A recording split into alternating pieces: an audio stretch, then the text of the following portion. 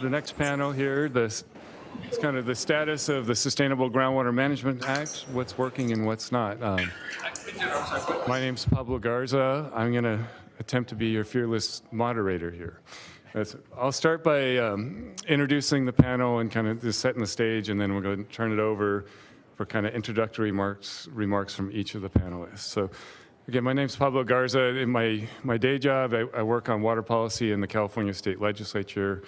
I'm here in my personal capacity today.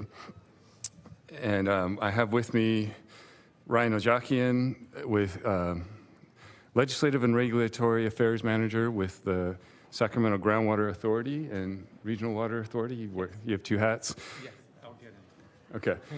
Next to Ryan, to his right, is Kyle Jones with Lepe Jones Consulting.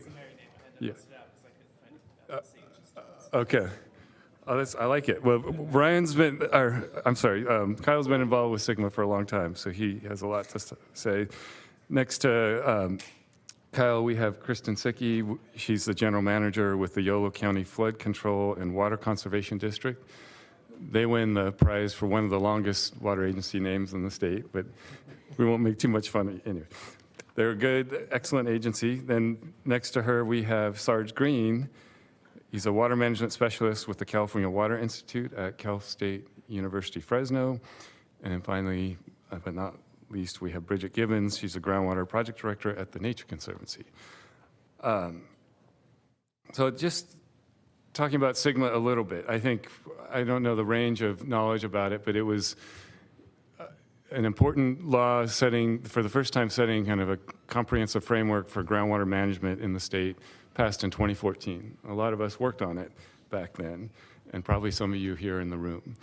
But kind of at a high level, SGMA required local agencies to form groundwater sustainability agencies, or GSAs, and then develop groundwater sustainability plans, or GSPs, with the aim that would get the local basin in sustainable management within 20 years.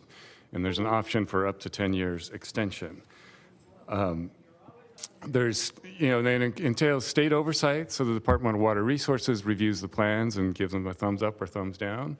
And then there's the state backstop, which is the State Water Resources Control Board. And if the local agencies aren't getting the job done, they can be referred to the State Water Board that can take over a basin. SGMA applies to about 95 groundwater basins around in the state out of 515 that have been identified. Those basins are primarily in the Central Valley and the Central Coast, and a few outliers in Northern California and Southern California. And I'll just say, SGMA's really 100 years in the making. Some people said at the time that it was one of the most significant water reforms in 100 years, and it may have been. I know, the Water Commission process in the early 20th century, I think started in 1912, they talked about regulating groundwater at the time, and they punted, unfortunately. So we didn't do it back then, but that made a lot of important reforms, gave us kind of our modern, the state water, what we call the State Water Board today, but they didn't do groundwater. And then fast forward, again in the 70s, we had, I think, the second driest year still on record in 76 and 77. Jerry Brown was governor at the time, and his first stint as governor, and he did a commission, and one of the chief recommendations on that was to do groundwater management. And they didn't have the political will then to get it done. So in 2014, we finally got it done. So I think, I personally wish we had done it in 1914, but here we are, and we're doing it now, and we're going to finally getting around to it. So we're just past 10 years, and here we're going to talk about how it's going. And I guess the last comment I'll make, and then I'll try and stop talking so much. I work in the state legislature, and last year I was in a hearing where there was discussion about a bill dealing with SGMA, and one of the legislators said they thought SGMA was a failed experiment and that we should abandon it. Personally, I strongly disagree with that statement. And I sort of kind of feel like, well, if we don't do this, then what? We just pump forever. Anyway, so I'll leave you with that thought. I mean, I didn't say I wasn't biased, but I'm going to turn it over to Kristen. So I think each of the panelists will kind of explain who they are a little more, kind of how they're involved or their agencies involved in SGMA, and talk about some of the challenges they're facing. So we'll start with Kristen. Awesome. Good morning. Happy Saturday. You're all very dedicated humans. So I am Kristen Sicky, as mentioned, and I actually came to UC Davis. I was a transplant from San Diego, came to UC Davis for civil engineering, and absolutely loved the engineering program here. Ended up coming back for graduate school, couldn't get enough, and completed with the water resources and environmental engineering degree, and then went and dabbled in consulting for a little bit and worked at the State Department of Water Resources before then moving to the public sector and kind of realizing that that was kind of the most humbling experience, of course, but also the most fulfilling experience in my career. And so mentioned, I'm with the longest irrigation district name. We're located in YOLO. Thank you for being here and drinking our groundwater. We cover this, I always like to show maps. I actually lean on maps, but we cover approximately 200,000 acres in western YOLO County. And so we're shown in the yellow polygon here. But we are operators and managers of Cache Creek Dam, that's off of Clear Lake, and then Indian Valley Reservoir, and they're both located up in Lake County. And so we release water from up in that watershed, and it travels about 65 miles downstream in Cache Creek, where we then divert it at what's known as the Capay Diversion Dam in the town of Capay. Beautiful. If any of you have not been up in Capay Valley, highly recommend it.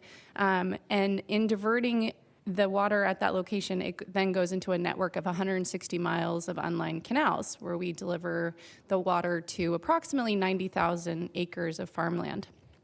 We have about 110 unique customers, and in being an independent special district, we were actually formed by the legislature in 1950, and originally we didn't have surface water supplies, so we were very involved with the State Department of Water Resources for managing and monitoring groundwater. And so given kind of the history of that, we worked really closely with what was known as the Water Resources Association of YOLO County, and then we created this YOLO Subbasin Groundwater Agency. And so I will go into much more detail about that, but that's kind of the overview of who I am and sort of where we're located. Thank you. Okay, why don't we go with Ryan? Yeah, do we have...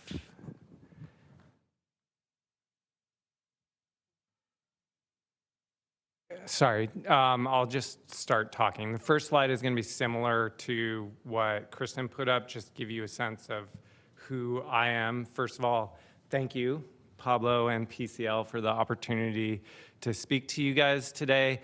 I'm Ryan Ojakian. I work for the Regional Water Authority and the Sacramento Groundwater Authority. I just need to lay that out up front. RWA has both surface water and groundwater. SGA has a long history. We actually predate SGMA, and that's going to be an important part of what you hear from me, because I'll just give the punchline up front. Our view is SGMA is working well, but we're really lucky at SGA because we started about 20 years before SGMA came into place. We have lots of water in our area, and also strong rights to that water to access it. That gives us a lot of advantages that maybe don't exist that you'll hear from on our panel. So here's our area, our neck of the woods, right? RWA, SGA, not very descriptive. We're primarily the American River watershed, which you can see here. If you're not very familiar with this map, if you go to Tahoe, if you drive out Highway 50 and Highway 80, it's kind of all the area there where the water comes this way down towards Sacramento as opposed to that way to the Tahoe Basin. Next slide, please. Just really quick, covers 2,100 square miles. I think important for this conversation and part of what we think about, we're really critical element of statewide supply. So We only, in the Sacramento region, use about 10% of the water that comes through the watershed. And then I think you'll hear me talk about this a lot. The system was built predicated on snow. That's not going to work well moving forward. We'll come back to that. Next slide. So I said we've been successful. Not our data, Department of Water Resources data.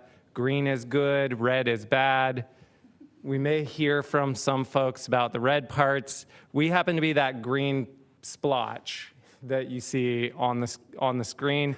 Again, we were advantaged by thinking about these things about 20 years in advance. In the Sacramento region and on the American River, we have an agreement called the Water Forum Agreement.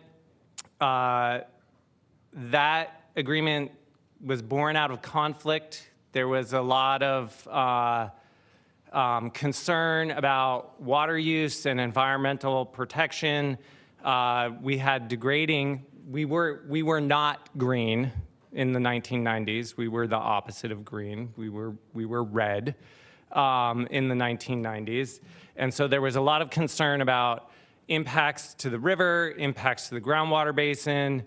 There was a robust conversation between a host of parties, water suppliers, my membership.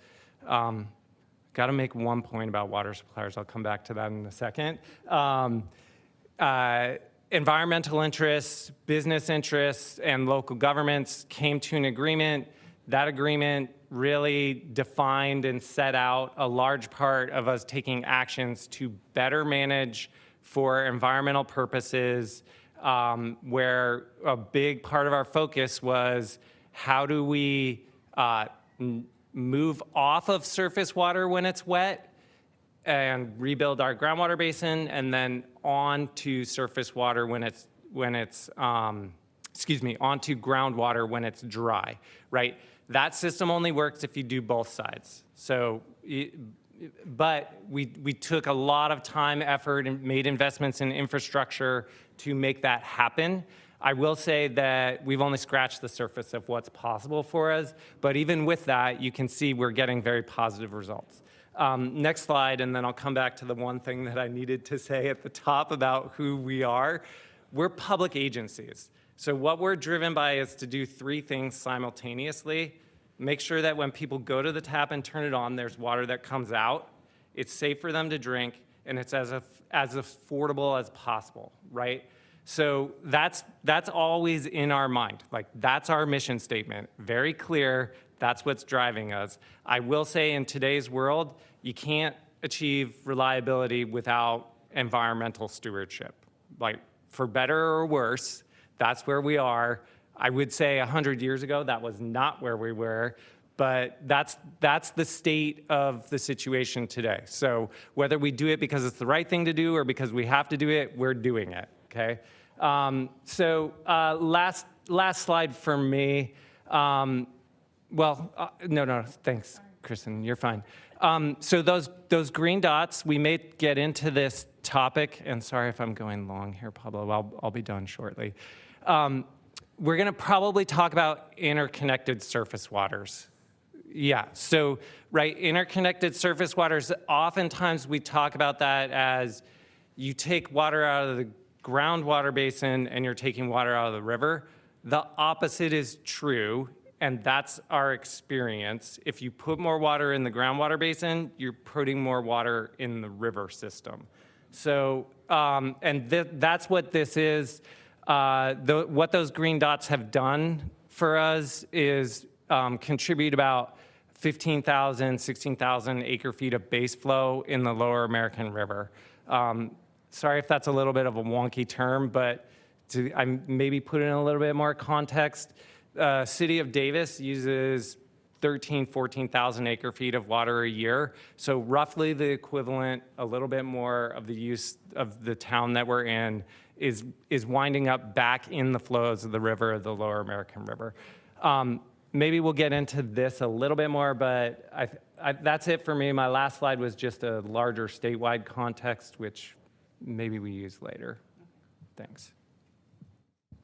All right, great. Thanks, Ryan. Quickly, Kristen, you agree with what Ryan said about Davis's water use? I can't remember it off the top of my head, so I'm sure he's Okay. correct. Yes, He usually knows what he's I talking trust about. him. Yeah. Why don't we go to Kyle and just kind of, yeah, and Yeah, I'll a be little much more- quicker because I don't have an agency to describe what I do. But but you've been engaged in Sigma. I mean, we walked the halls on Sigma together. Yes, Yeah, and back in the yes. day. So anyway, just how you've been engaged and what you're saying. Yeah, I first started a little bit in 2014, towards the end there, when we were whipping votes and trying to move it across the finish line in the legislature. But then I officially started in Sierra Club, California as staff in 2015. And one of the things I worked on was the development of the initial regulations. And I think at that time I was a little pessimistic about Sigma. Granted, we supported it. It's much better than not having anything at all. But the concept of local control in this context was always a little stressful because we were empowering the same actors who failed to do anything to do everything. And then this got further challenged when we developed the regulations through DWR, and we had a lot of concerns about that, particularly how they handled climate hydrology, but also how DWR really, this was a new place for them in terms of how they were regulating groundwater basins. Usually they were engineers, occasionally, conducting grant programs, and they were doing those okay, but actually stepping in, making the tough decisions was not something that we had seen a lot of out of DWR. And so in particular, I think one of the things the regulations include is this concept of substantial compliance. And that felt always something a little squirrely for us as a standard by how which you are evaluating these plans. And so I think throughout that initial period of time at Sierra Club, California, I was, cautiously optimistic, but we were worried it wasn't going to happen. And then jump forward, I took some time off from water policy to just focus on CEQA for a few years. But then in 2021 was policy director at Community Water Center and really focused on the drinking water issues. And so in that period of time, we went from just getting the regulations done to GSAs were formed and plans were starting to be, were drafted and being evaluated by Department of Water Resources. And I think I was pleasantly surprised by a lot of the improvements. It's still by no means perfect in my mind, but I think that DWR has done a pretty good job in some particular areas. I think one was the requirement that I know we'll get into later, but requiring drinking water mitigation in a lot of these plans, I think is really, really important. And that was the work of good advocacy by a lot of organizations to push that. And that was really leaning on something which people said is toothless, the human right to water, and really, really targeting DWR with talking about how actually considering the human right to water means that you need to avoid impacts to these communities, and that this isn't something you can, providing bottled water to someone in 2040 is not addressing a dry well now. And so I think we've seen really, really strong growth in that area. Areas where I think there's been a lot of challenges, and particularly in the Central Coast where this is really prevalent, has been water quality. And I think that's just because it's something DWR is not as accustomed to. The State Water Board is the primarily regulator there. But I would also just comment on the plans that were poor. I think there was only one basin that I think was really a missed call. I think focusing on the Southern Tulare, the Kings, Tule, Kauai, and Kern absolutely needed intervention. I think like the passage of Sigma, the local agencies weren't going to get it done themselves. They needed the state to tell them what to do for the political cover to get in shape. And I would say that the intervention process has actually worked pretty well. I think the Kauai is one of the strongest plans out there in the state. They have some of the most robust demand management in place. And so I think continuing to look at how DWR and the Water Board work together to implement the law and continue to strengthen it and strengthen how it's being enforced in the future is going to be key. So I am a little bit more optimistic than I was in 2015, but I think there's also a little caution there in that we have had pretty successful pretty good water years the past few years when these plans are actually getting into implementation. So we haven't had that situation where demand management is kicking in as aggressively as it could, causing the conflicts on the ground.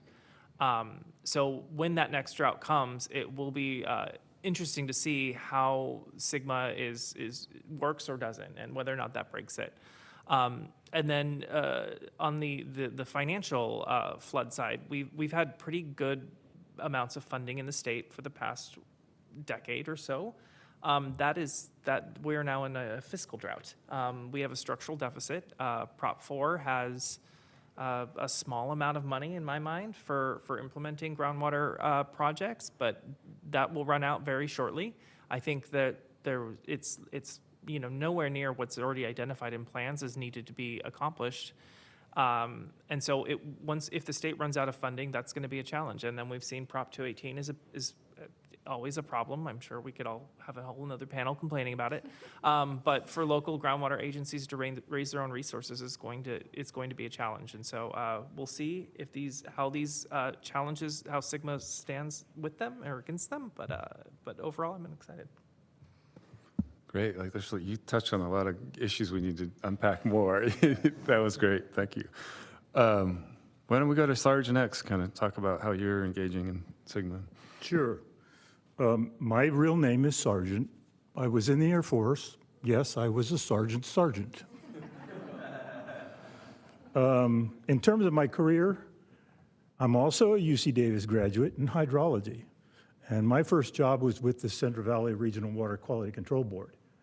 And I moved to the Fresno office, the heart of agriculture, because I was kind of an Aggie, right? Yeah. So let me tell you about some of the jobs that I had when I was down there. Have you ever heard of Kesterson Reservoir? I see some head nodding. Yeah. I was the senior scientist in charge of the water quality investigation at Kesterson Reservoir.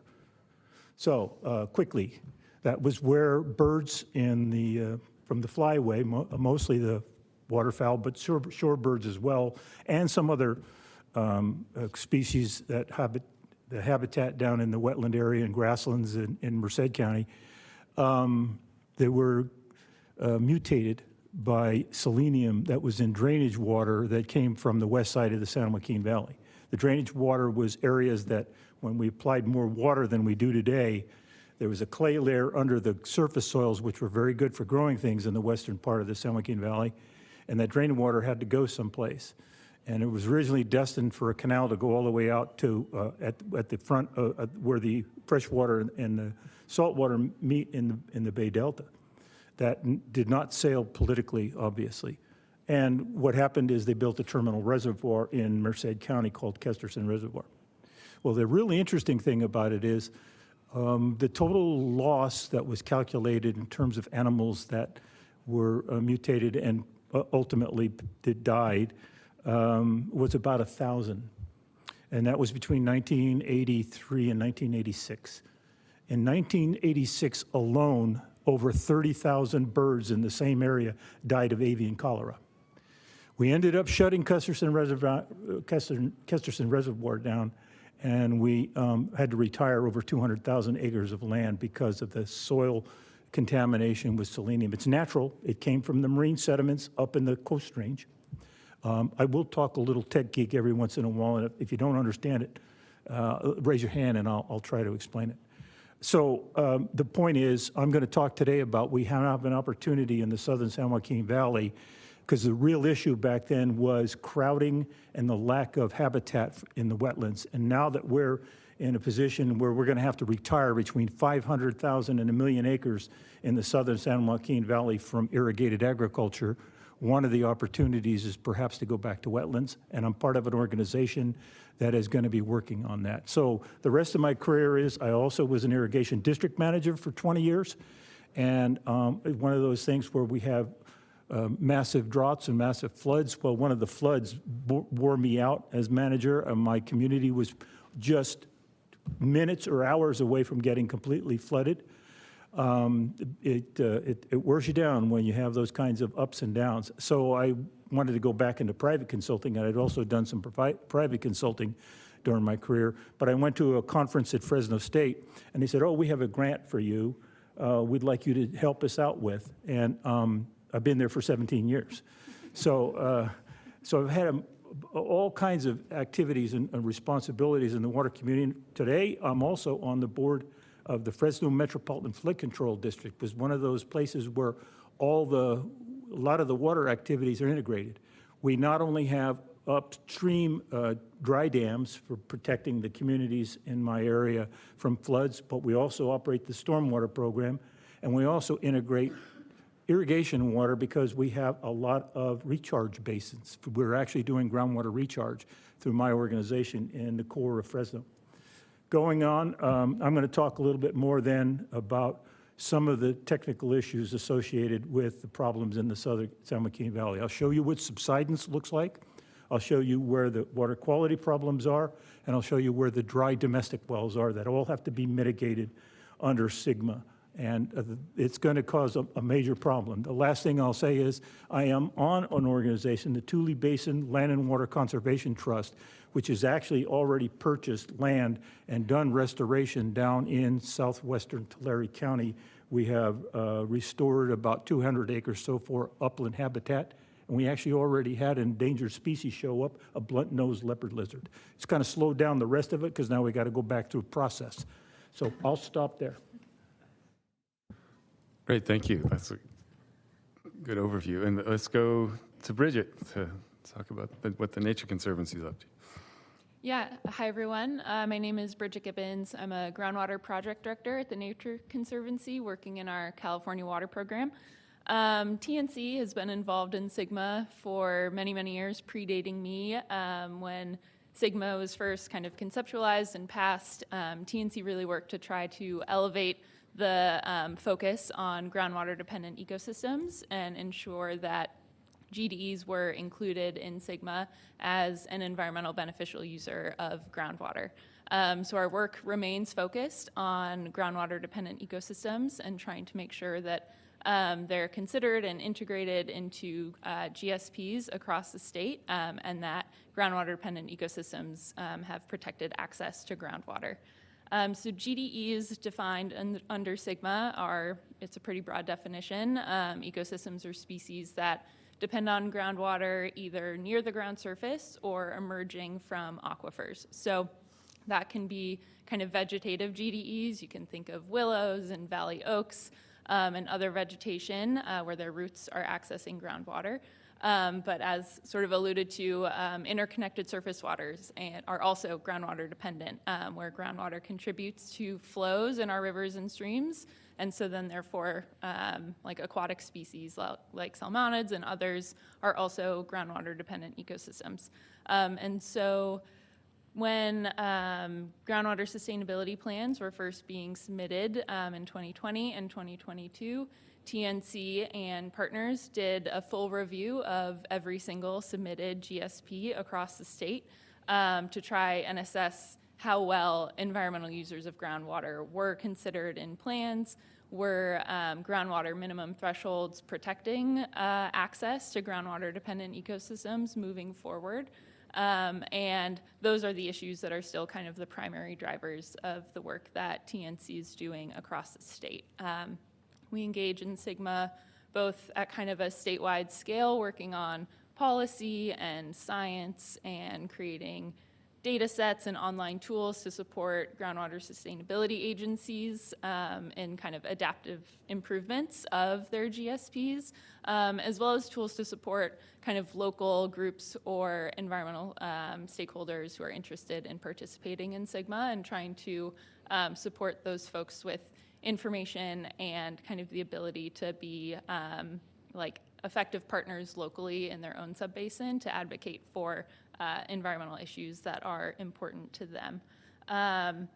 Groundwater-dependent ecosystems kind of show up in two ways in SGMA, primarily, which would be lowering of groundwater levels is one of the sustainability indicators, and then also depletion of interconnected surface water. So we have a number of kind of ongoing projects related to kind of determining what groundwater levels are necessary, how do we achieve those protections, how do we work with GSAs to kind of improve those plans over time.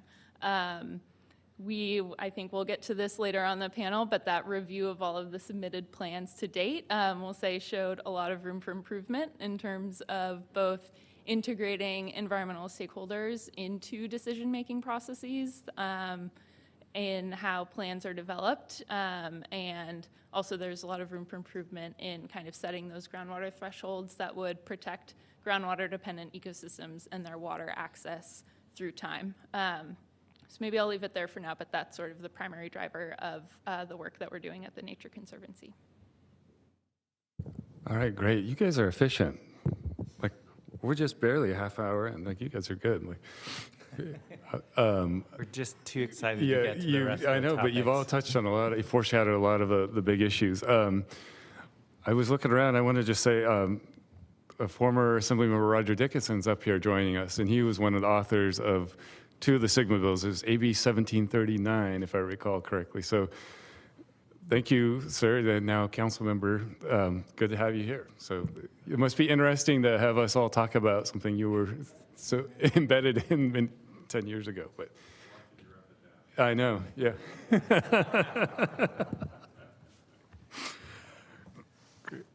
Anyhow, well, let's jump in. So I don't know, what do you guys want to talk about? I mean, I was going to say, what's your top challenge? Is that, you want to start there? But that we've kind of touched on a lot of those things. So I don't know if we do a round robin, or I know there, there's funding, there's environmental, all that. Like, we can get into all that some more. But why don't we, where you're working, what's the top challenge? Or 2. Who wants to go? Ryan's reaching. All right, go for it. Pablo, I'm going to jump at every one of these questions right away. So our biggest challenge is, are we aligning incentives and disincentives to get better management of groundwater? That's the high level, right? So SGMA is a great floor, right? This is the bare minimum you have to do, but we don't have really what is the target? What's the top end? What can you do more of, right? It's easier for me, as you saw, to talk about this because I'm in a sustainable basin where we have lots of water. But that, for me, is a big challenge, right? I said we've gotten increasing groundwater levels. Well, we've only scratched the surface of what our potential is. So I'll just describe what our potential is. We're operating conjunctively, right? So I described you lean on surface water when it's wet and groundwater when it's dry. That's conjunctive use. We're only operating about half of what our infrastructure capacity is, and about a third if you add in the infrastructure that we've identified that through our capital improvement project list, so things that we would like to build in the next 5 years. And we haven't explored what the ceiling is, right? What my members, I didn't touch on this, are primarily urban, so we're municipal and industrial purposes. We are a small portion of the use in our basin and our region when you start talking about what could you do with ag. The biggest issue for us is, and it comes down to this, if I take actions to put water in the ground, do I get credit for that? Can I then benefit from pulling it back out? That's the incentive piece. We have not developed a set of rules to play around that in a very concrete way. I would say the biggest thing delving down the next level is 2 things that I would like before I stop on this piece. Really, rules for accounting, right? So I've shown you what our results are, and we have our own system of accounting, but we've done that. We're very transparent about it. There are no ground rules for what's right or wrong per se in accounting, though, right? So even though we've done what we believe is the right thing to keep track of how much water is going in, how much is coming out, what portion that you're putting in are you contributing to sustainability, we've done that of our own volition, and when we go to access the water, in some scenarios, we may have challenges with some regulators. And so that's not, in my view, a good system. We'll play to whatever the rules are. We've laid out, we've proposed what we think the rules should be, but there is no certainty in those. So accounting, and then the next big thing I would say is what we need to talk about when water's available, right? So permitting for diversion, and sorry, this is a big topic. I touched on, we built a system predicated on snowpack. That's going away. When you look at the primary surface water reservoir in our region, Folsom Reservoir, it is not going to perform well. So we've taken analyses. Our snowpack is going to decrease somewhere around 2/3. And just so we're clear, right, guys, this is not, I know it sounds controversial. It should not be controversial. We have like real world data from the middle of last century to where we are today. And all the projections tell us is we're gonna stay on the trajectory that we've been on, right? So since the middle of last century, we've had 3 degrees warming in the upper watershed. We've lost 1/3 of our snow days. Our projections tell us end of century, we're gonna be 6 degrees warmer. We're gonna lose another 2/3 of our snow days. This shouldn't be shocking. But the reality is, what do we do then, right? Because we need to talk about, our system is getting more flashy. We need to talk about how do we take the wet periods and what do we do to put that water aside so that it's there for us in the dry periods. I'll stop there because that one's like a long one to unpack, but short summary is accounting and what are we doing about improving the ability to divert water. I'll go next, Pablo, if you don't mind. I envy you because my problems are a little bit different. And that's that 500,000 to 1 million acres that has to be retired in the San Joaquin Valley. There's no plan, there's no manual, there's no thought yet as to how to do that. What's it going to look like? Who do we retire? What do we do in the place where we have to stop irrigating? The only economic thing going on right now is solar. Now, you may have heard one of the largest solar projects in the world is going to be built in western Fresno County, 2,000 acres worth of solar panels. That's fine and dandy. But solar doesn't support our local economy and especially our small communities. I manage an irrigation district in a small community, and I saw what happened during the first 2 big land retirement areas, what were done in western Fresno and Merced County. We had 3 grocery stores at one time, went down to 1. We had 2 gas stations, have none. And we had a car dealership, it's gone. And that was during my time at that irrigation district. So we have a real problem in trying to figure out. Now, on the flip side, it's also an opportunity. And that's what I'm going to hopefully talk about a little bit later on, because I have some slides I'd like to show you about the problems and then what are those alternatives that we're looking at. But it's a serious problem in the San Joaquin Valley. There's no question about it. We over-irrigated. We have to take the land out of production. Nobody disagrees with that. It's just, how do you downsize and how do you do this in a way that has a minimum impact on all of our communities? Well, if I can kind of expand on that a little bit, I think to Sarge's point, or I should say, we're all looking to Sarge to solve it, to figure it out, right? We are looking, the non-critically overdrafted basins are looking to the critically overdrafted basins to say, okay, what's working? What are the lessons learned? Where are the successes? How do we make sure to not have the same trials and tribulations?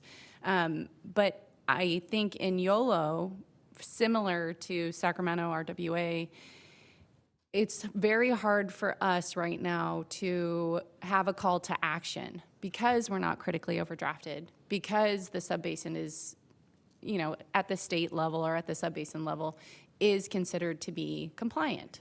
And what we're seeing is we're seeing kind of more small localized issues or overdraft concerns. And we need more data, we need more analysis, we need a better accounting to be able to understand really what's driving that and how to mitigate the impact. But the community, I don't want to say they're necessarily asleep, but they're just kind of divided, where it's everything's okay, you know, you're compliant with the state. We cover 540,000 acres, and the sustainable yield is 346,000 acre feet, excuse me. And so on such a large scale, it's really hard to manage these smaller problems with a staff of 3 to 4 people. You know, we can take care of all the state reporting, we can take care of all the sub-basin level monitoring, but when it gets to the real world issues on the ground, that's where we're like trying to triage. And then once we're in one area, we don't know how to get to the other areas because we're limited on resources. And so I question my day job constantly, but a lot of what I feel like we need to do is kind of empower the landowners, empower the community to say, actually, this is upon all of us to try to work to solve this. And in doing that, great, we keep the state out of our problems. I know that's always something where there's some controversy over local control. It's like, well, you're just trying to tell the state not to tell you what to do. And I think there is that on one hand, but we also know there's not efficiencies within the state, right? There's a waste of funding. They don't understand what's going on the ground necessarily. And I know I'm being very broad and generalized in saying that. But I think that the efficiencies from local control, if we can empower the community, if all the beneficial users can come together, could be an amazing success story. And I don't know how to be like the cheerleader, but also the Debbie Downer that Ryan is about, like, we have to have a call to action. And the human part of this is just, it's such a fascinating thing. And I hate when I hear, SGMA was a failure because it takes time. Yes, SGMA was passed in 2014, 2015, but we didn't create agencies till 2017. And we didn't start to get, the nuts and bolts of like, how do you run an agency? How large is your board? What sort of state reporting do you do? And then it's like, okay, now we're in the good stuff, and we're being called into question of like, well, how much have you gotten done? And it's like, well, wait a second, we just got started. So being in the trenches, I sleep better at night with the squishy, substantial compliance, because we have to substantially comply right now until we can get everyone on board to actually take action and implement solutions. So that's all I'll say for now. I think my top one was the big land use issue that Sarge mentioned, just figuring out what to do to make sure as we're taking land out of production that what's left is being put to use for Central Valley communities that depend on it. So we're not having sacrifice zones throughout the Central Valley. But my other topic I think is something where I think there's a lot of room for improvement within SGMA is just general governance and outreach and engagement. That's been something it's been hard in my view. There's a lot of GSAs, maybe more than there should be, to be efficiently doing this. But I recognize that water and control over that is very important. And so there's a strong incentive to make sure that you're protecting your own agencies. But I think for those on the ground, that can be really confusing and difficult because these agencies don't necessarily follow natural borders, and there is just so many of them in a basin. And I think that partially another challenge in my view is that a lot of these agencies are made up by irrigation districts, and a lot of those have really undemocratic methods of voting and establishing their own rules. It's acreage-based vote power, which incentivizes the people who've consolidated and grown and caused a lot of the problems to, in some ways, keep doing that. And they don't always understand the conditions that are happening, particularly for smaller producers, and how to comply. And I think for these plans to be successful, it's got to be making sure that whatever efforts you're doing are reaching everybody in the basin. And that means your large, folks growing massive commodities who maybe have staff, have consultants, are technically savvy, are they able to do it? But also is your Hmong farmer in Merced County growing niche Asian specialty crops able to do this as well. And so I think that level of outreach and education to get to everybody has been something that's been a bit of a challenge. And thankfully there is some funding for TA there, so I think that's going to keep expanding. But just making sure that there's access to resources and education so we all know how to comply with this and how to get this done is important.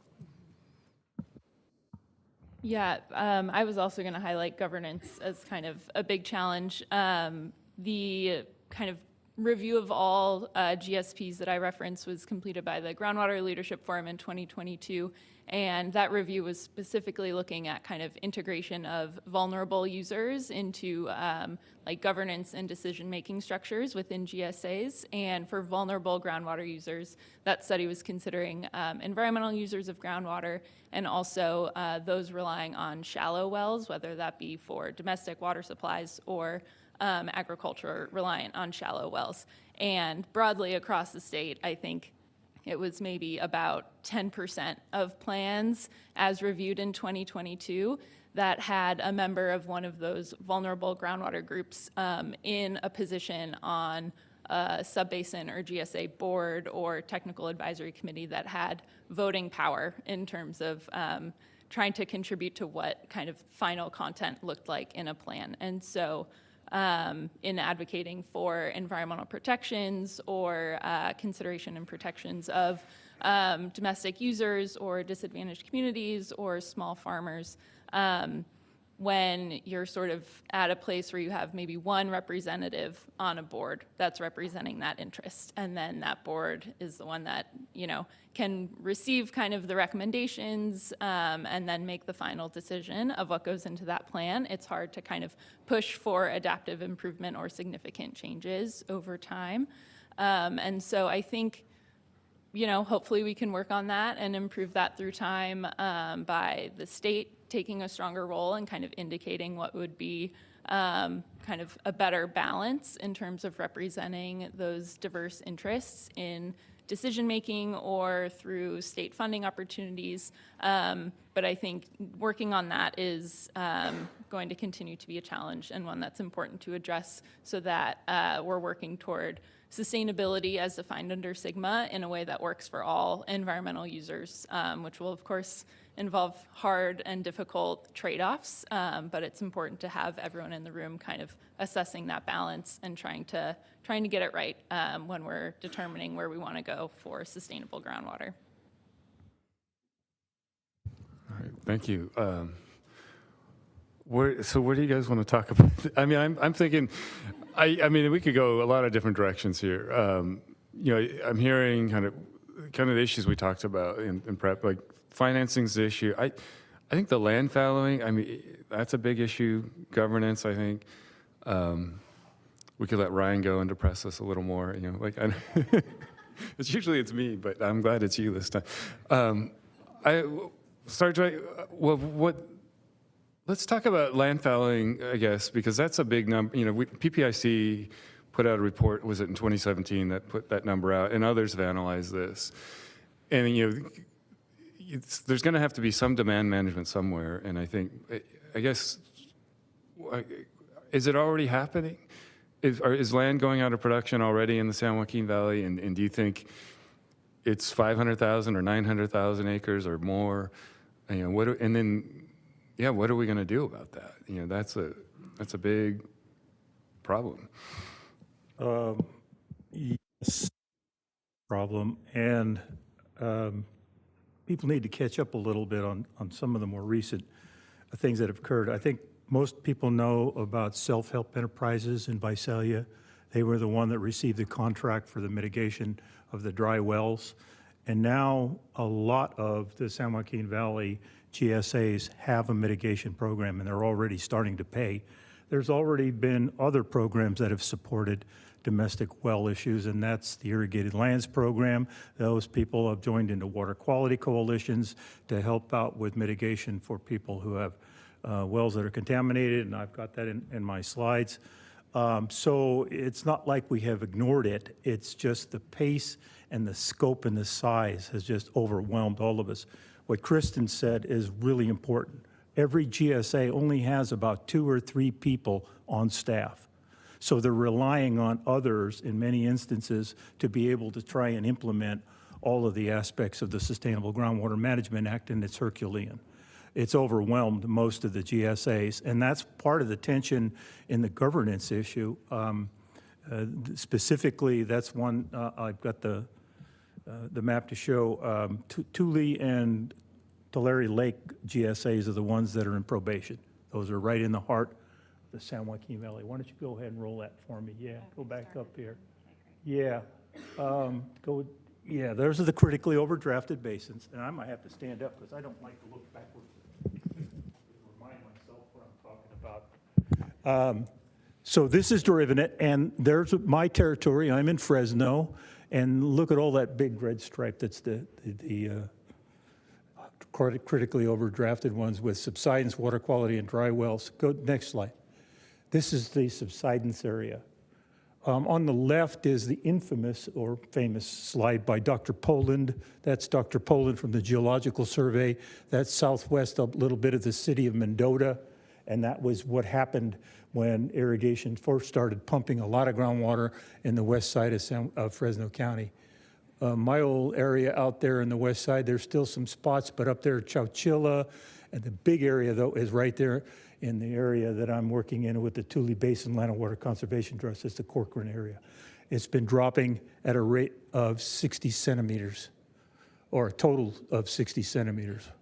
So what's that, 5 feet? 10 feet, something like that. I always have trouble making the conversion myself. 2.54 centimeters per inch. Next slide, quickly. The real interesting thing about why the land is subsiding is that it has to do with geology and soils. That area right there is the infamous Corcoran clay. That's a deep underground ancient lake in the San Joaquin Valley. And if you're on the east side of San Joaquin Valley, you get water from the sands from the Sierra, and so it's what's known as unconfined. That is, mean it's wide open to the surface. On the west side, in the center part of the valley, we've always had to pump water from underneath that clay because it's fresh, it's good, it's Sierran water. The upper water generally came from the Coast Range, which had a lot of salt in it. So it wasn't necessarily good for much of any use. We even have, of course, oil fields down in Kern County, a lot of them, some in western Fresno too. You'll notice that the subsidence area exactly matches the Corcoran clay. And the reason is it's a soft clay. Next slide, quickly. Soft clay, you step in clay, mud, it squishes out. Well, when you put the weight on the top of the Corcoran clay and you pump out too much groundwater, it creates a pressure differential. So the pressure is relieved underneath the clay, and the clay is like stepping on a squishy patch of clay. It crushes it, and it's permanent. So that's what's causing the subsidence. Now, individuals, areas, we don't know yet. It's a really tough technical nut to crack as to how to mitigate it. You can't, the only thing we can do is stop pumping, or at least do the pumping to a point where it doesn't cause the pressure to get below the load or the weight of the stuff on the top. And that's what we're trying to work out right now. So you have to keep the water level to a certain height because it will rise up in the pipe because it's under pressure. It's a pipe under there, so it's got pressure in it. And when you drill a well, it'll literally rise up almost to the surface. But now that we pumped it so hard, it's a lot deeper. Next slide, quickly. This is the water quality issue, and it's not just here in California, but the San Joaquin Valley has the predominant problem of nitrates in domestic wells in particular. But look at the rest of the country. We're, I don't know, corn in Nebraska, I guess. Next slide, quickly. These are the dry wells. So we also have a preponderance of the dry wells. Back on that subsidence side, you'll notice that there were other areas of the state have subsides, including in the Sacramento Valley. Right, Kristen? A little to the further to the north. Next slide, quickly. This is an interesting slide. This is the valley before we really got going when first irrigation started. It's between the Lux versus Hagen case, where riparian rights were superimposed over our appropriative rights system, and the first irrigation district, Modesto Irrigation District, in 1888. This is an 1887 map. And the reason I bring this up is this gives me the opportunity to tell you and show you where and what we might do based on what the land looked like before. The darkest colors are wetlands, and a lot of those areas of the land that can be retired because it's not that great for farming, except in the bottom of the old lake beds because it was full of vegetation, and that made a much healthier soil, vegetation mixed with clay. And then on the west side, you can see where wetlands and those areas, there's a pretty good size white alluvial fan here on this point right over here next to Tulare Lake. And then a lot of the other lands were trapped lands with also a lot of salt in them. So we're looking at what is the landscape change that we can make that will give us some more opportunities to do some good things. And wet soils might be returned back to wetlands, store water. And then the upland areas back to upland habitat. And that's what I talked about. It's the blunt-nosed leopard lizard, the kangaroo rats. Next slide. And this is my area. I'm in the Tule Basin, and we're working that we have mapped the wetland soils out there near Allensworth and Alpaugh, 2 communities. So we're proposing then to try and buy land or use this as a test case for a bunch of these different alternative land uses that we're going to be talking about. So I'll stop there because my next slide is, the recommendations. We want to see that too. Kyle, you had something jump in? Yeah. I just wanted to comment too on the programs around drinking water mitigation and how those are working that Sarge mentioned. And you mentioned the Irrigated Lands Regulatory Program. There's also the Central Valley CV Salts Program, which is a salt and nitrate management program. There's mitigation requirements being proposed by the State Water Resources Control Board under the draft dairy order. And so we have all these little piecemeal programs where there's sources of funding for drinking water mitigation, and I think figuring out how to coordinate those is really key because your person who's pumping a lot of water under SGMA is probably your person who is applying fertilizers as well, and so you're asking people to pay under different programs to essentially accomplish the same result, and that feels really, really inefficient to me. I would also say that GSAs, even with self-helps, help, aren't always, and we've seen this with the management zones under CV salts, we've seen it just they haven't been able to tackle this problem at the speed at which a lot of folks, at least on the environmental justice side, would like. And that these programs are good at finding out maybe where the hot spots are, where dry wells are, where contamination occurs, and they're good at getting people bottled water and hauled tanks of water, but that's not long-term solutions that are consistent with the human right to water. We've also seen under the SAFER program that these long-term solutions are really difficult to get done, partially because the reason that there's, disadvantaged communities of low-income communities of color next to more affluent communities that was not an accident. That was by choice, and there's a lot of undoing of historical wrongs that are occurring as part of this process. And when you're merging agencies, you're asking, how do we share governance together? And so I just want to flag that there's a lot of really hard work that needs to happen to figure out how to move a lot of these communities towards long-term solutions. And there's a lot of piecemeal programs that are working towards doing it. And I think thinking creatively how to coordinate those in the Valley is going to be important, and on the Central Coast as well. The Central Coast generally doesn't have dry well issues. They get wells that are getting saltier because as they're pumping up, the sea is coming in. But I think those issues are going to have to be figured out. But it tends to be the similar community profile of small communities or clusters of domestic wells that we really just need to address, consolidate, and get on more stable sources of water supply. And I think that's a benefit to everybody, not only for the community, but I think for local agencies. If you don't have as many shallow wells, it's easier to avoid God, why am I blanking on the word? Impacts to sustainability, and that gives groundwater managers more flexibility, particularly when we get to drought times and things like that. Yeah, I'll jump in. I'll try not to be depressing this time. So I think a couple of things here. SGMA was always intended for agencies to evolve and improve over time. That's why we have the 5-year updates. Right, we were supposed to be accumulating knowledge and learning how to do better, right? So I guess I will say that my GSA is a good actor and an example of success on a number of these things. We did get corrective actions on our first plan, really related to two things. One thing that we talked about a lot here today, impacts on domestic wells. Really, our corrective action was you need to understand what the potential for impacts are better. I will just say on the State Water Board's reporting on dry wells, we had one dry well in Sacramento County. We don't know if that was a result of groundwater or just well failure. Wells fail sometimes. It's more likely a well failure, but we don't actually know the answer to that question.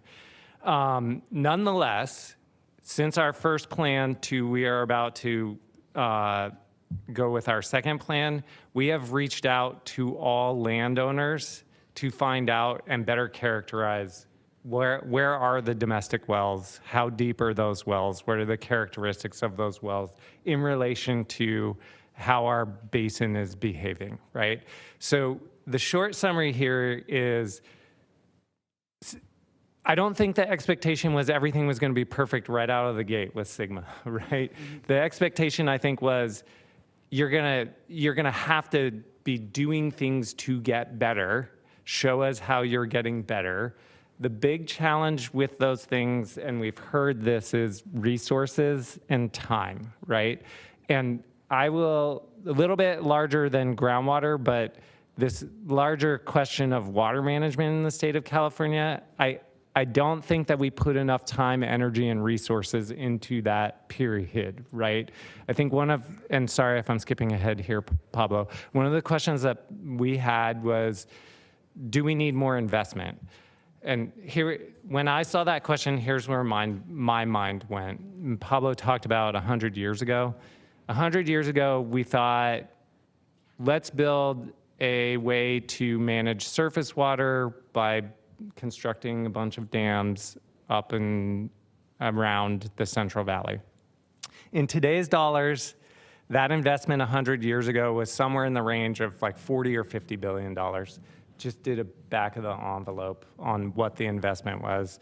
I will say that, what did we have in Prop 4, which I don't want to be my depressing self here, but Prop 4 was not a lot of money for groundwater, $386 million out of a $10 billion bond. Groundwater did better than it's ever done in any bond before, though, so that's a positive. But I think that the thing here is, if we really want to solve our challenges, and sorry, this was one fact, I just got to throw this in here. Surface water, which has been our focus, and I understand why. So 100 years ago, groundwater was very mysterious. We just didn't know what it really was, other than it came out from the ground, right? But we didn't have a lot of science characterizing it. Our focus was on surface water. That was all fine and good. Total fresh water, surface water is like 1%, right? And we focused our management and thoughts on that 1%. We have a tremendous opportunity to make our system better if we focus on how do we better manage groundwater. Now, again, I will say the short summary on this section, on this question, from my perspective, is time, money, and you need to be showing that you're making improvements, right? Like, you're not wasting that time and money, but we get reviewed. There is public process. I think that there's, I do not want to be dismissive of all of the concerns with engagement. I will say this, though, that from our perspective, we want to hear from more people, right? Like, we host events in every way possible, provide food, provide access. Like, we want people to come, not necessarily through GSAs, but other programs. I've had an ability in the past to provide stipends for participation, obviously utilize that. But even with all of those, we don't get the level of engagement that we would like to see. And so, but that's where it comes back to, again, it's going to take time on some of these things. So I think the big thing here is there really an evaluation on how you're utilizing that time, right? And SGMA has built in a process TNC and others utilize that process, and we welcome that, right? Like, again, the idea here wasn't you get everything perfect right out the gate. The idea was you do your best, you show that you're sustainable, and then you show us how you can do even better, and rinse and repeat. Every 5 years, we expect to be getting better, right? Like, so that's where we're at. So again, not to be too depressing here, but the idea was and is that we will be getting better over time on how to address these issues. Now, I will say, again, it's easier for me. I have less issues to address, which is fortunate. But that doesn't mean that we've got it perfect, and we're still working to get better all the time. Thanks. I think Krista wants to go. Wait, and that's helpful. And I think sustainable management needs to be achieved within 20 years, right? So that's critically overdrafted basins. They started in 2020. By 2040, the rest, which is Ryan's and Kristen, they have till 2042. And then you can apply for up to 2 5-year extensions. So you're right. It wasn't expected to happen overnight, and it hasn't. But I think we're in a better place than we were pre-SGMA.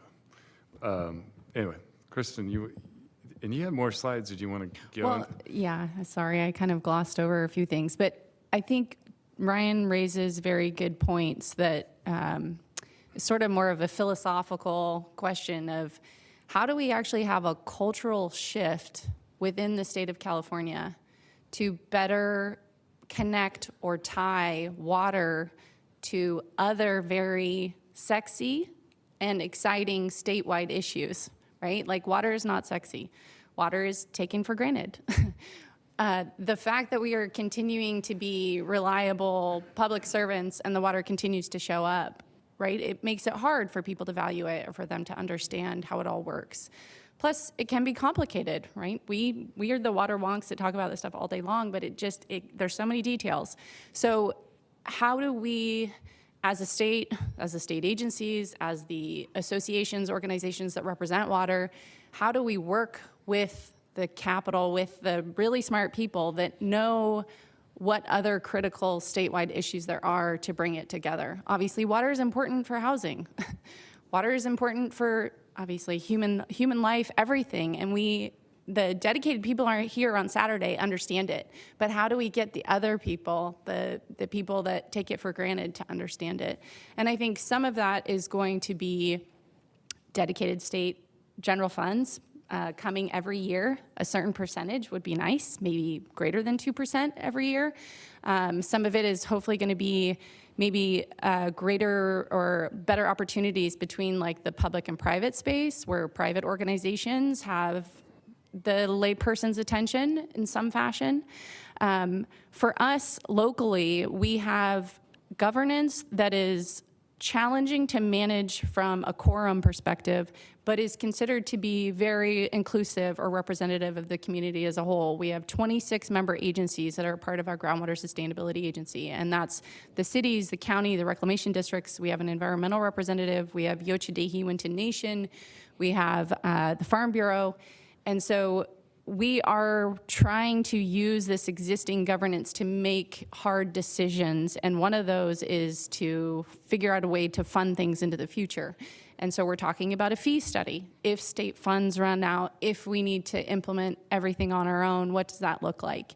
And the challenge with not having the resources that we'd like for education and outreach is, unfortunately, it's going to end up probably being a charge on landowners' tax roll.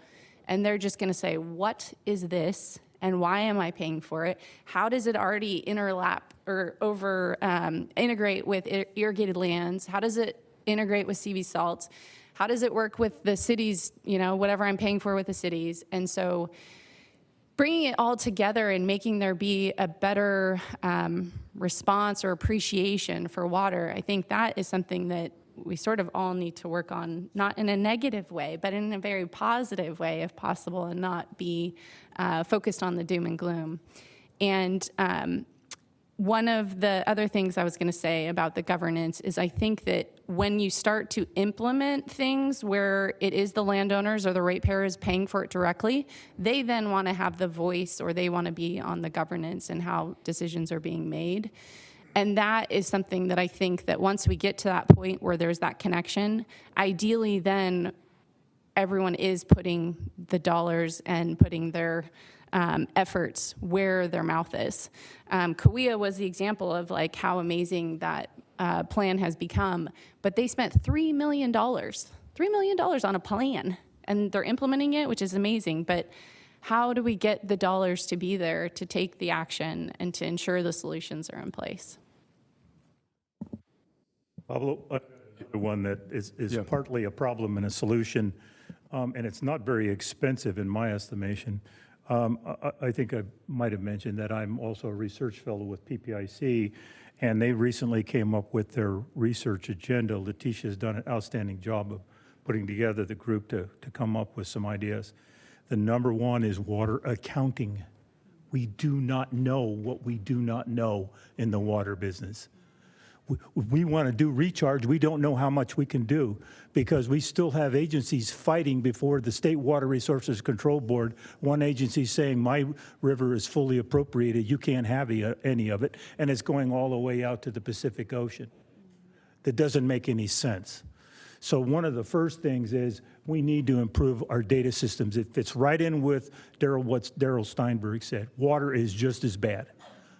We've got these tremendous resources here in this state, in Silicon Valley, and we have state agencies who fight amongst each other to control their own databases. They won't put them into the standardized larger database, the Water Data Collaborative.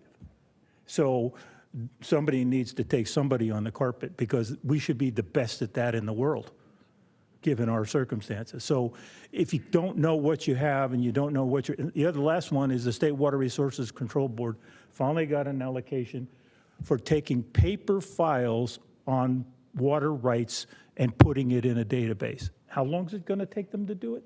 We heard 10 years.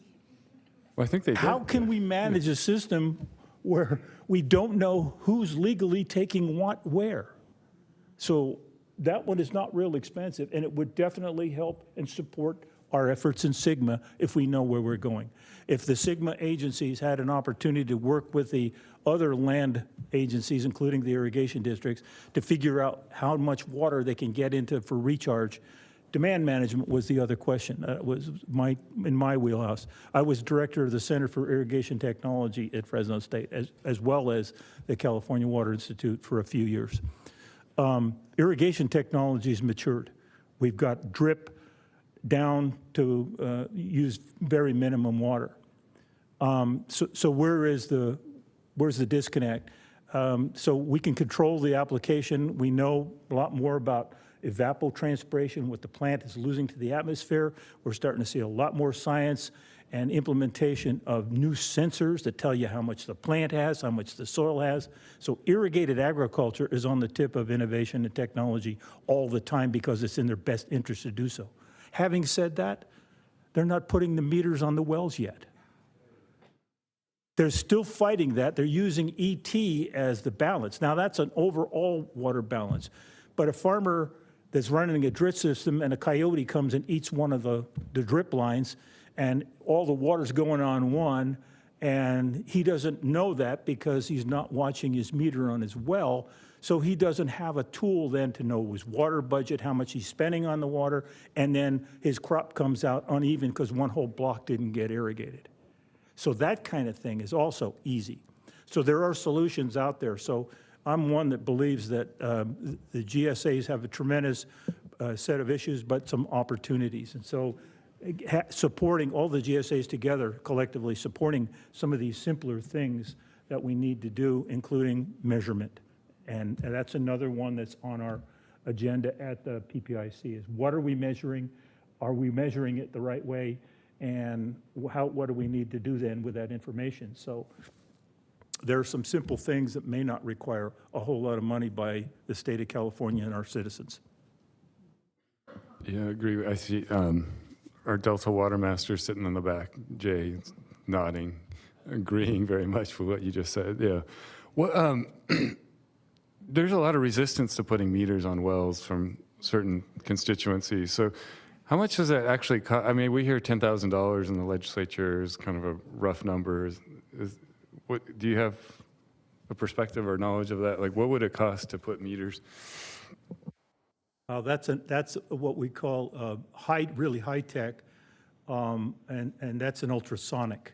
And people with large farms or cities and everything, it's a really interesting and good way to do it because it's non-invasive. You don't have a propeller or some other mechanical thing inside of the pipe that could break down. It's a really good technology. But a traditional propeller meter might only be $1,500 a meter, and a magnet meter, which is a little bit better because you don't have the propeller, it's using a signal that it's coming off of a spinning magnet. Those are about $2,500 to $3,000. I mean, we work closely with Technoflow at the Center for Irrigation Technology, so we try to stay on top of the latest in costs and the capabilities of all the measurement equipment that's in the water industry. So that's not an impediment in my estimation. Okay, yeah, that's helpful. I'm going to remember that. I'm going to quote that in the next meeting. Anyway.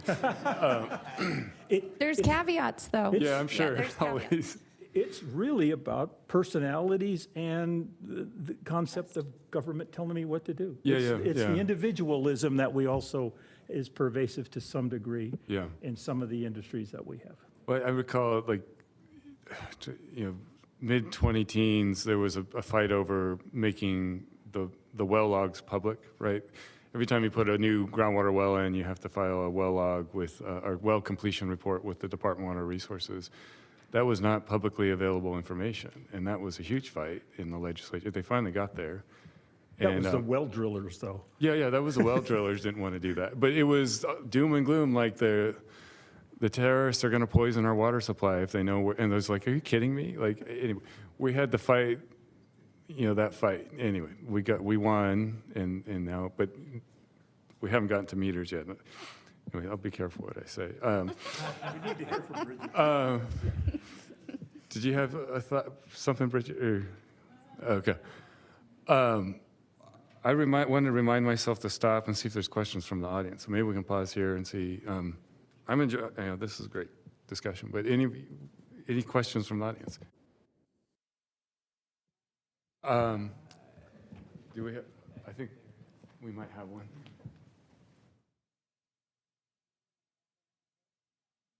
Thank you.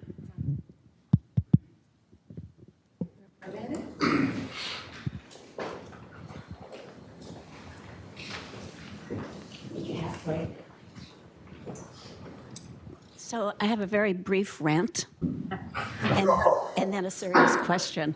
My brief rant is, why are we paying for the reconstruction of the canals when the people who caused the subsidence, some of them haven't even stopped?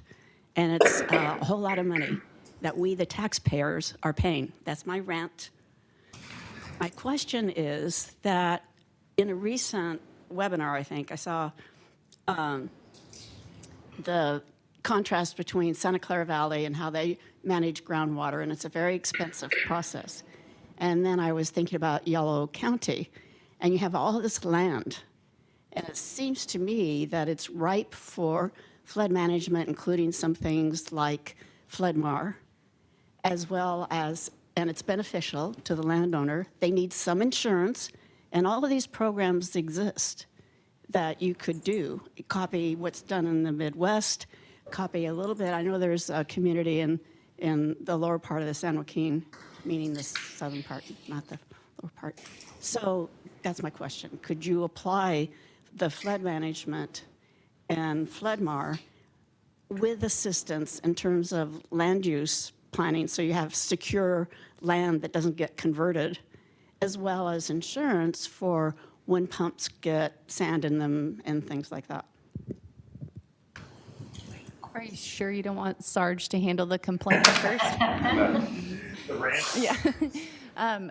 So, yes, our district has actually applied for a temporary permit with the State Water Resources Control Board for the past 11 years now to divert excess flows on Cache Creek during the winter months to bring it into the canal system for recharge, since it is an unlined canal system.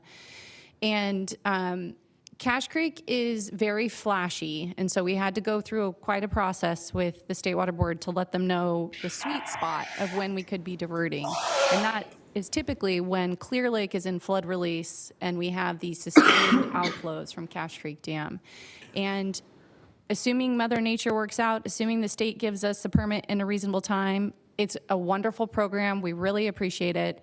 The most we've done is 10,000 acre feet of recharge. What we did this year, within a 7-day window, when we were in flood releases in early January, we successfully brought that water onto farmers' fields for flood mar. What we're trying to pilot is where are the leakiest fields that we could enter into these relationships with farmers to say, hey, does it make more sense for us to get a flood easement on your property, or for the ground to potentially be fallowed from farming, but a dedicated recharge basin? And so we're just kind of scratching the surface with that. Of course, we've used all the amazing UC Davis SAGB, all the data that's out there. We're doing totem surveys. We're really trying to do site visits and analyses and all that. And I'm excited for what it's going to look like, but it will come down to this: where's the incentive? How will I get the credit? What does the accounting look like? And what's the best economic value, right, for that landowner's kind of bottom line? But I think that if the state can improve their permitting process and expedite things a little bit more, this is something that will be much easier to do in other areas as well. Do I have the mic? Oh. Thanks. So one thing is the certainty of the land that's available, and that needs to be figured out legislatively. And the other is the insurance for, in an event that it's a very wet year, you can't plant. And that's part of the purpose of having an insurance that overlays all those who are participating in floodmar. And so can you work on that? Yes, definitely. Yeah, that's one of the things I'm working on down in the Tule Basin. We have already spatially mapped a lot of the different things I've already talked about today, but one I did not mention was our riparian corridors. You're right, there's a lot of places where the land is butted right up next to the stream, and it always needs room to go someplace, right? And that's called the flood area. And what we're talking about is, if not fee title, because that's very expensive to own it, a lot of the farmers are perfectly happy with what we call the easements, right? The conservation easements. And I mean, the United States has some pretty good programs, even though they've been cut back drastically financially recently, obviously. But it can work. There are quite a few farmers that we've already talked to that said they'd be happy if they had the ability to get the easement money to be able to pay the rent or in the taxes or whatever else, and that they could live with having the riparian corridor there because it provides other benefits, not only habitat for terrestrial species, but things like pollinators and all that other stuff. So we have a lot of people that are talking about, and the organic people, I'm sorry if you're here in the room, they're not happy about regenerative agriculture, but that's soil health. So we're talking about making sure that everything is in optimum condition. So you're right, and it's an all-in. Once you're in it, you have to stay in it. That's one of the requirements for a conservation easement, and we're trying to set up a program right now to describe the different types of conservation easements that we can get done. So y'all have kind of scratched the surface of my question, but and it may be general, and you may be going here, or you may not be. But my question is about capturing water when we have it, as well as where does gray water fall into that equation? We're very interested in capturing water when we have it. That's what I think it's related to the flood mark question, right? There's again, two big things here. Can I legally capture the water? That's a real area where we can look at how can we better define that?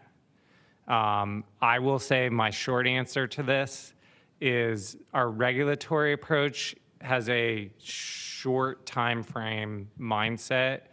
So where our hydrology fluctuation is on an extreme on a longer time frame, right? So happy to discuss that further. There's lots of ways to describe this, but that's the short answer on that. And that gets back to, I think you'll see that there are lots of folks, we just heard an example, who will take the risk, make the investment to provide for a way for us to capture those high flood events if they get credit for that, right? Like that they get the benefit, or can I clearly make the business case for the benefit from that diversion, right? There's a whole lot of things for us to unpack on that. My last slide that I didn't get into, though, there's two things that we need to bear in mind with this. When it's wet, there's lots of water available. PPIC analysis, our last wet year, 2023, or very wet year in the Sacramento Valley, water available beyond environmental needs, beyond water rights, 10 million acre feet. 10 million acre feet is a huge slug of water. If we did just 10% of that, we would be in a much better place. So there's an opportunity there that we're not capitalizing on at this point in time. And I'm blanking on, sorry, the second, gray water, yeah. So I just want to clarify on gray water. Are you talking about recycled water or gray water? These are like technical terms, not Pablo's committee.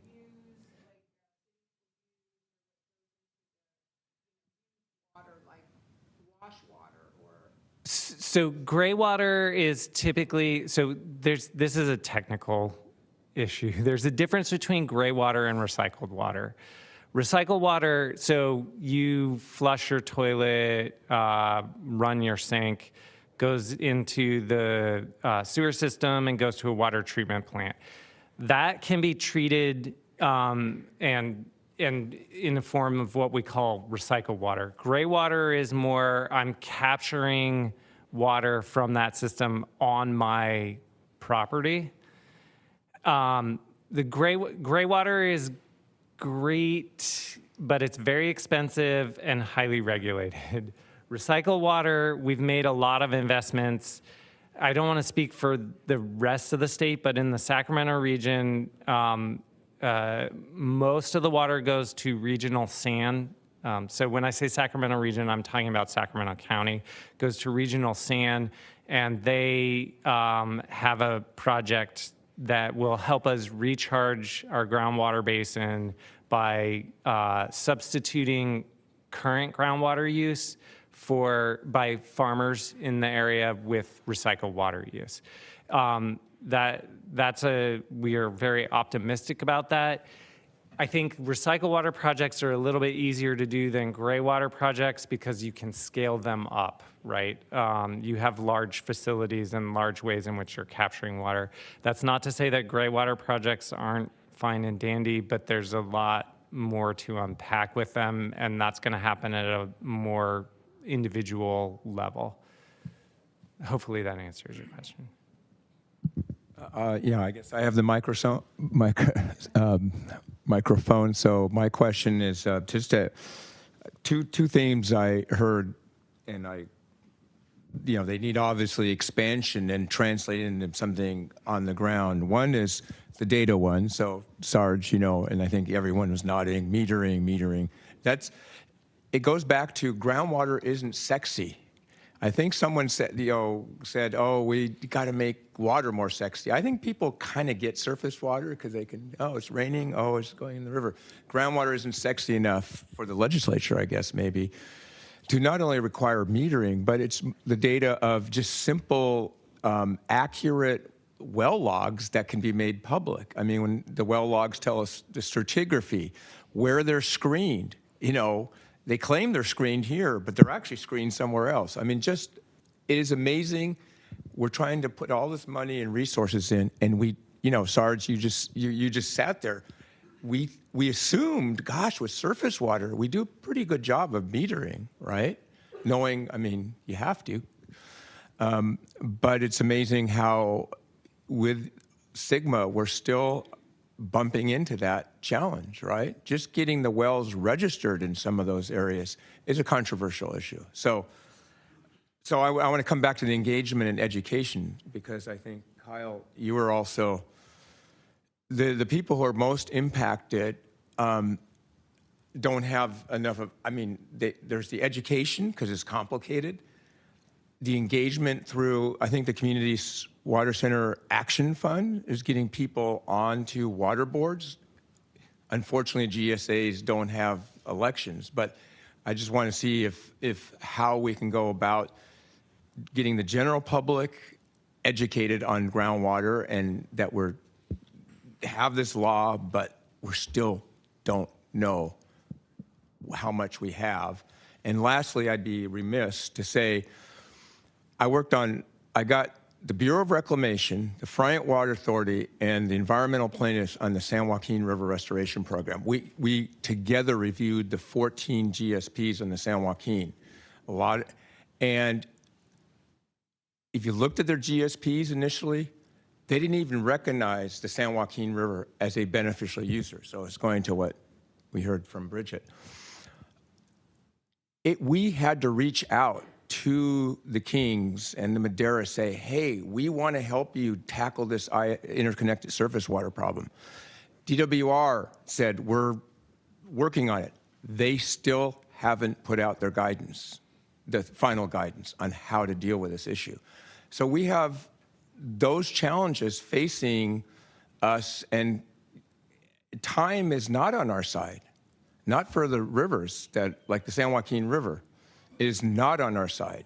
So I know I'm kind of ranting a bit, but engaging in Sigma is a really time-consuming, costly process. How do we make it so for the people who are getting mostly impacted can be more engaged, and how can we get the GSAs recognizing, this is we're dealing with the public trust resources in these rivers, in the case of San Joaquin and the Kern. So I know that was a lot, but I want to commend you guys for data and education and engagement. Interesting you mentioned that. Since I'm a partial academic, I have had the opportunity to write the kind of reports that end up on a shelf. And once, one of them that I did, finished in 2021, was Department of Water Resources asked me to write up what the startup looked like in terms of governance and organization of the GSAs. So I analyzed in a report all of the GSAs and presented what it is, how they formed, the different types of formation, some JPA, some independent districts, all different types. And so one of the things that they asked me then to do was to convene a group of experts to say, well, then what were the shortcomings? And the shortcomings were governance and education and leadership. That is a big area. There's still a lot of people out there who use groundwater that don't know the Sigma law and the requirements exist.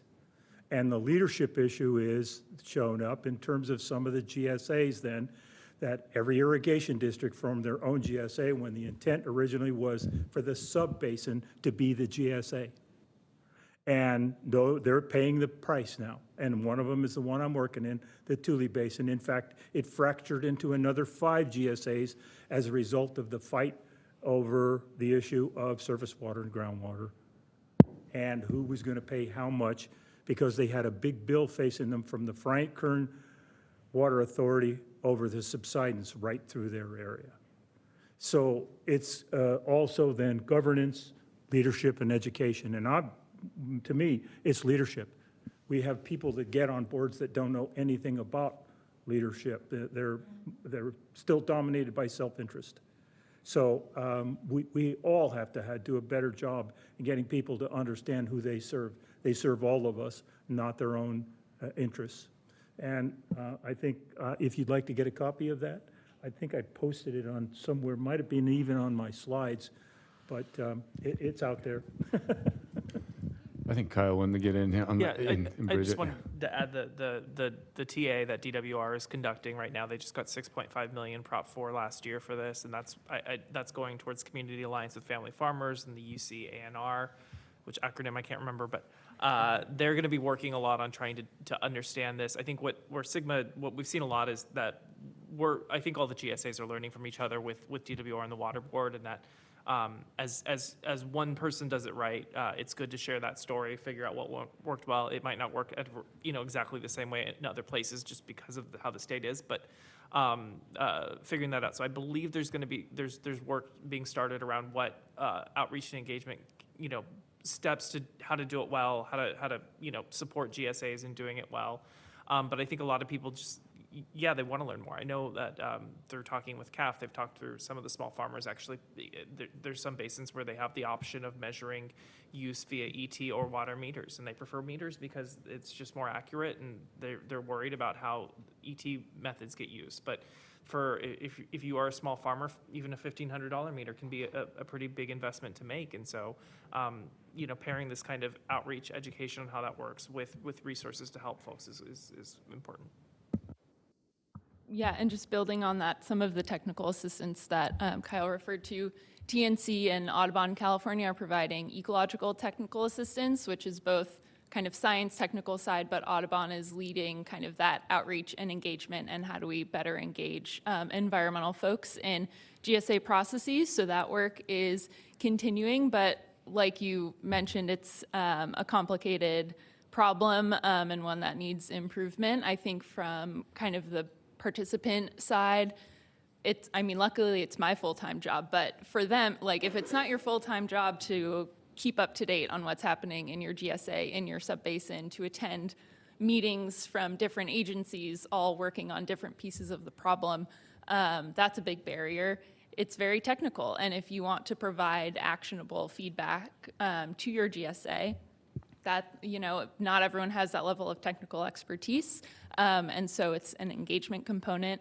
And then GSAs are new agencies. They're not necessarily designed to be outreach and engagement. That's not every GSA's kind of bread and butter. And so that takes a lot of time and funding for already kind of strapped GSA staff. And so I think, technical assistance provided directly to folks who need to be engaging in SGMA as a public process is important, and also funding for GSAs to help maintain that priority so that everyone has kind of the opportunity to engage at the level that's necessary for kind of the successful integration and collaboration between both GSAs and the groundwater users in their subbasin that they're supposed to represent. But yeah, like you said, on the environmental side, we do feel the time crunch. A 20-year horizon is too long for ecosystems if they lose access to groundwater in the short term. So luckily, we're supported with some funding from the state to keep kind of doing our best to work on that issue. The San Joaquin River has been losing it for Yeah. 150 years. But you have this settlement, a combined settlement, and it's just that water's just, we have a commitment to release this water, and they can't, Yeah. where it needs to go because no one wants to well or collective wells. We don't know, but not even to invest in technology that we could throw some dye in there and we'll know pretty quickly water is going. Radioisotopes, whatever you need. Right. They don't want to know.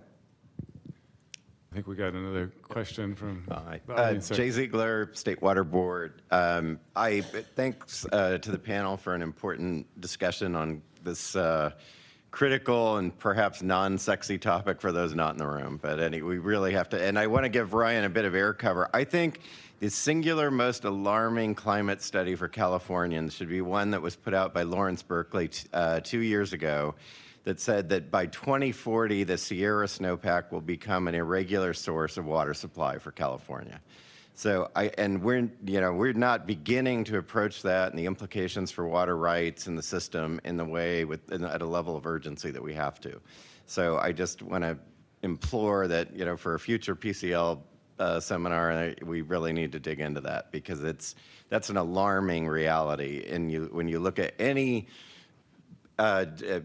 post on the Jeopardy board in terms of what the immediate effects of climate change are going to be, that one jumps out at you. I mean, 2040, people, that's right around the corner. So I do want to flag that. Sarge, on the Cal Waters program, there's been a fair bit of disinformation on some of the elements of this program.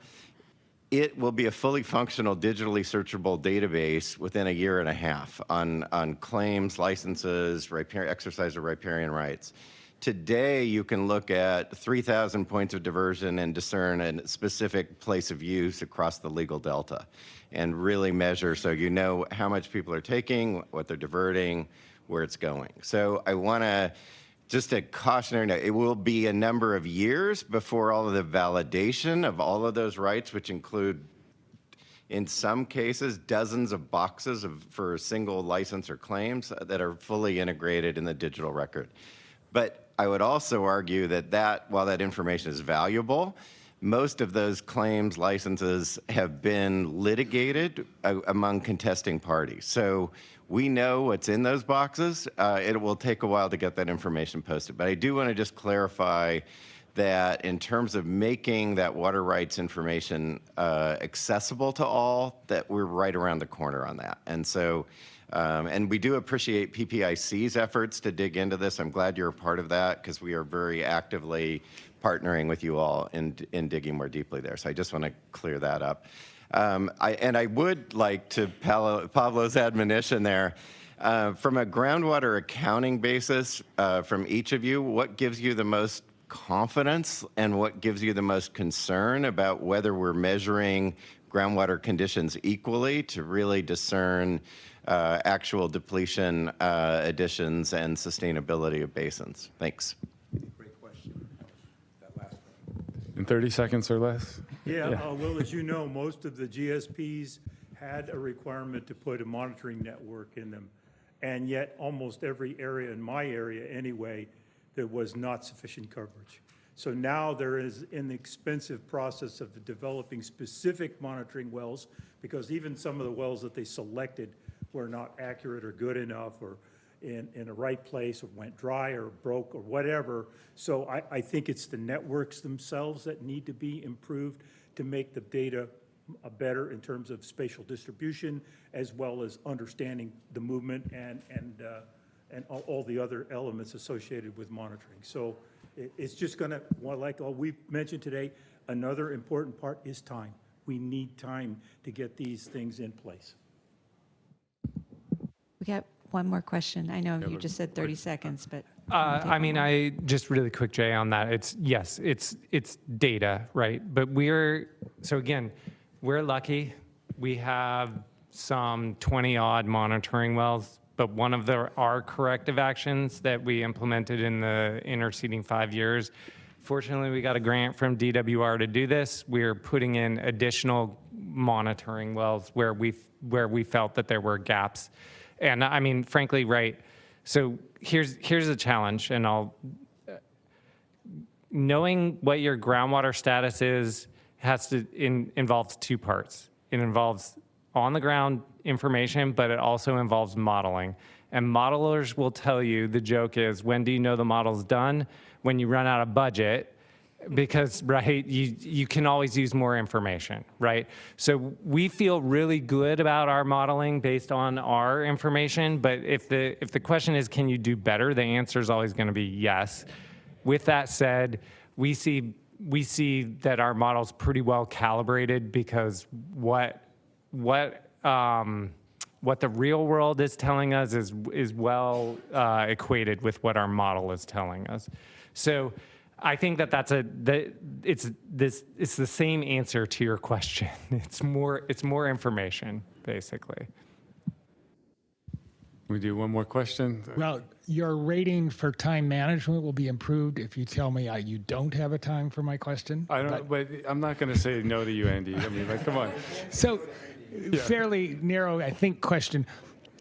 Sigma does not require correction of pre-2015 conditions. in critically overdrafted basins, the groundwater basins have dropped to the point they've been disconnected from the surface water, sometimes by hundreds of feet. So why is interconnected surface water a big deal in a critically overdrafted basin?